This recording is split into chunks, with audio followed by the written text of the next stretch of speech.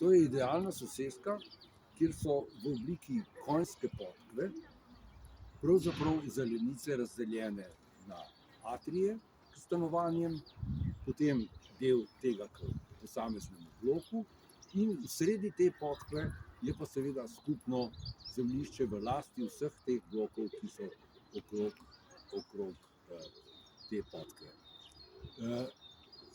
Seveda je pa v tej soseski tudi javna zelenica, za katero moram pa žal povedati, da župan Ljubljane ni uredil tega lastništva, ker je javna zelenica v tej soseski v lasti neke Depal d. o. o.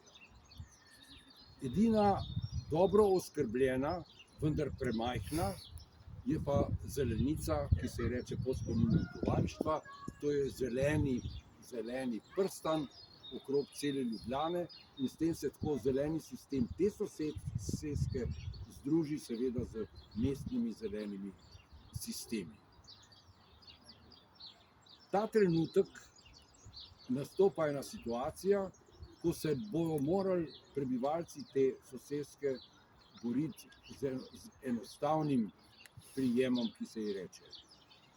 Mestna občina Ljubljana, župan Zoran Janković, je že 15 let zadolžen, da te zelenice razdeli stanovalcem soseske z zemljiškoknjižnimi dovolitvami.